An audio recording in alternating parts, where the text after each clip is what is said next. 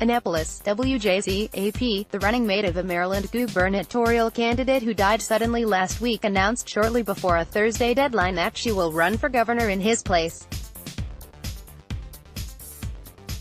Valerie Ervin had three options: run herself in a crowded Democratic primary, choose someone else to lead the ticket, or scrap the campaign altogether. With a 5 p.m. Thursday deadline looming, Ervin chose to pick a running mate and compete herself. Related, Valerie Ervin urged to replace Kamenetz in governor's race. "I believe in a Maryland where working families come before corporate profits, where we help every kid achieve their full potential, and we all can thrive regardless of where we were born, the color of our skin, or the size of our bank account," Ervin said in a statement announcing her candidacy.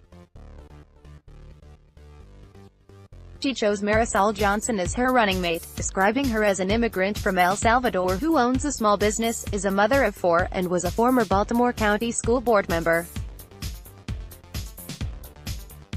Ervin is a former 2-term member of the Montgomery County Council in the state's most populated county. "I think we represent Maryland's future, and it's very unusual to have a ticket with 2 women of color running, but it is garnering so much excitement and enthusiasm," Ervin said. "I feel like the baton was handed to me and I'm running the last leg, so we're going to run hard." Ervin, also a former director of the Center for Working Families, which is part of the Baltimore-headquartered ANNAPOLIS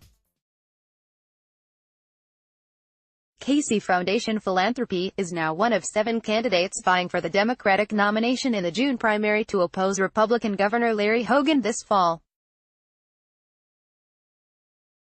Prince George's County Executive Rushern Baker and former NAACP head Ben Jealous are among those seeking the Democratic nomination to challenge Hogan, the popular Republican incumbent. Before Thursday's announcement, Ervin gave no hint as to whether she might take over the top of the ticket or make another decision following the sudden death of candidate Kamenetz, which redrew Maryland's political landscape. Kamenetz's death from cardiac arrest at 60 shocked everyone in the state's political circles. The county executive of Baltimore County was widely perceived as one of the top 3 Democratic contenders in the race. With a $2 million war chest, he certainly had the most money of any Democratic hopeful. He had a campaign apparatus that probably was the best one of all the candidates running, and I know that what I am trying to build here, he would be very pleased with," Ervin said. Related, friends, colleagues say goodbye to Kamenetz. Donald Norris, a political analyst and professor emeritus of public policy at the University of Maryland, Baltimore County, described the death of a major candidate weeks before a primary as unprecedented in state politics. "I don't recall anything like this at any level, but certainly not at the level of the governor or any statewide office," Norris said Thursday. There are fewer than 6 weeks until voters head to the polls, but political watchdogs say Ervin isn't necessarily at a disadvantage. Because so many voters are undecided, there is certainly a lot of room for movement, and so it really remains to be seen how strong she is as a top ticket candidate, Dr. Malaya Cromer of Goucher College said. In recent days, some Democrats have publicly urged Ervin to find a running mate and keep the campaign moving. Donna Edwards, a former Democratic Maryland congresswoman, and a candidate for Prince George's County executive, recently tweeted her support for Ervin as governor, saying, "There's no one better to carry on Kevin's legacy." Ervin's campaign website was launched Thursday afternoon to coincide with her announcement.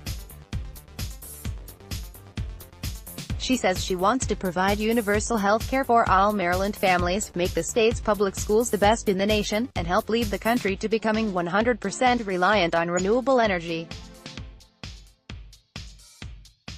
Come the June 26 primary, if voters want to back Ervin and Johnson's campaign, they will have to choose the box for Kamenetz and Ervin. The ballots for the primary are already printed and ready to go.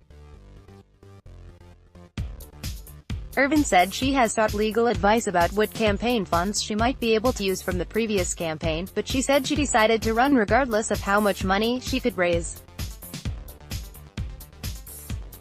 "We know how to build a grassroots effort, and people are really waiting on me to do something like that," Ervin told reporters at the state elections board.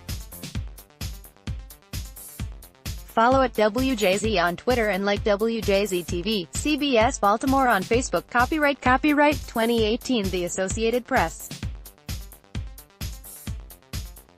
All rights reserved. This material may not be published, broadcast, rewritten or redistributed.